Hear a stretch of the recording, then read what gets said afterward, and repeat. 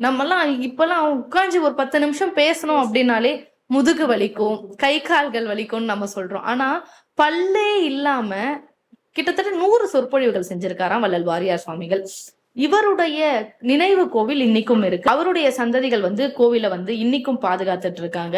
எங்க அப்படின்னு பாத்தீங்கன்னா, அவர் பிறந்து அவருக்கு ரொம்ப விருப்பமான காங்கேயநல்லூர் முருகன் கோவிலுக்கு எதிர்க்கவே, அதாவது சதா சிவமும் முருகனையே நினைச்சிட்டு இருக்க வள்ளல் வாரியார் சுவாமிகள் இப்ப அவர் எதிர்க்கவே உட்கார்ந்து 24 மணி நேரமும் முருகனை பார்த்துட்டே இருக்காரு. வள்ளல் வாரியார் சுவாமிகளுக்கு எந்த அளவுக்கு நீங்க சொன்னீங்க இல்லையா, அவர் ஒரு நாள் கூட பூஜை செய்யாம உணவருந்த மாட்டாரு, எப்பவுமே முருகனே நினைச்சிட்டு இருப்பாரு அப்படின்னு சொல்லிட்டு அவர் செய்த அதே விஷயங்கள் அவருக்கும் நடக்குது. ஒரு நாள் கூட அவருக்கு அந்த கோவில்ல பூஜை நிற்பது இல்லை. எல்லா நாளும் பூஜை நடக்குது. நம்ம எப்ப வேணா போய் அவரை தரிசிக்கலாம். ஒவ்வொரு வருடமும் நவம்பர் 7ஆம் தேதி வள்ளல் வாரியார் சுவாமிகளுடைய கோவில்ல குரு பூஜை நடக்குது.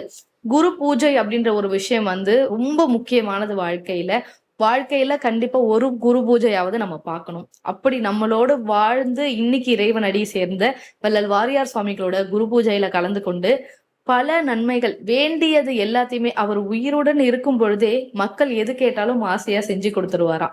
இப்ப அவர் இறைவனா மாறிட்டாரு. மக்கள் நினைக்கிறத கொடுக்கறதுக்காக தான் அவர் அங்க கோயில் கொண்டு இருக்காரு. முருகரை அடையணும் அப்படின்னா முருக அடியாரை அடையணும்.